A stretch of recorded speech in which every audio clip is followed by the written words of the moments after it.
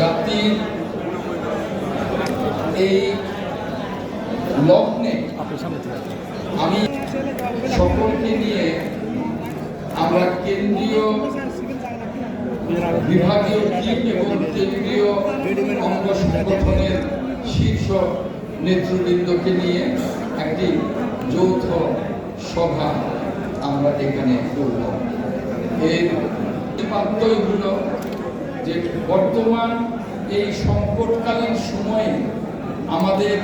দলকে কিভাবে আমরা সুসংগঠিত করব, অঙ্গ সংগঠনগুলোকে কিভাবে সুসংগঠিত করব, আগামী নির্বাচনের জন্য আমাদের কিভাবে প্রস্তুতি নিতে হবে, এই বিষয়গুলো নিয়ে আমরা মূলত এখানে বিস্তারিত আলোচনা করেছি। আমি এবং আমার নেতৃবৃন্দ এই বিষয়ে জেলার মূলদল এবং জেলার অঙ্গ সংগঠন সমূহকে আমরা নির্দেশনা দিয়েছি। আমরা মনে করি যে 5ই অগাস্টের পর আমরা যে মুক্ত বাংলাদেশ পেয়েছি, এই মুক্ত বাংলাদেশের এখনকার মানুষের যে চাহিদা, যে দাবি, যে প্রয়োজনীয় সংস্কার শেষ করে জনগণের ভোটের অধিকার বাস্তবায়নের জন্য, জনগণের মানবাধিকার বাস্তবায়নের জন্য একটি অবাধ এবং নিরপেক্ষ নির্বাচন আয়োজন, এবং সেই অবাধ এবং নিরপেক্ষ নির্বাচনের জন্য আমরা আমাদের নেতা বিএনপির ভারপ্রাপ্ত চেয়ারম্যান দেশনায়ক তারেক রহমানের নেতৃত্বে এবং আমাদের নেত্রী বাংলাদেশের সংবাদিত নেত্রী দেশনেত্রী ম্যাডাম খালেদা জিয়ার অনুপ্রেরণায় আমরা দলকে সুসংগঠিত করবার প্রক্রিয়ায় আমরা সারা দেশ সফর করছি, প্রত্যেকটা বিভাগ সফর করছি। আমরা মনে করছি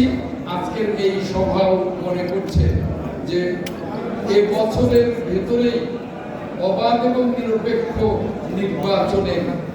সংসদ নির্বাচন আয়োজন করা। কারণ যে দীর্ঘ 7 মাসে আমরা লক্ষ্য করছি যে সংস্কার অত্যন্ত মন্থর গতিতে এগোচ্ছে। সংস্কারের কিছু প্রস্তাবনা জমা হয়েছে বটে, কিন্তু এর বাস্তবায়ন নিয়ে এখনো একটি সভা অনুষ্ঠিত হয়নি এবং কিভাবে এই সংস্কার বাস্তবায়ন এগিয়ে যাবে এ নিয়েও সরকারের মধ্যে কোনো ডায়ালগ শুরু হয়নি। তাই আমরা মনে করি যে এই সংস্কারের নামে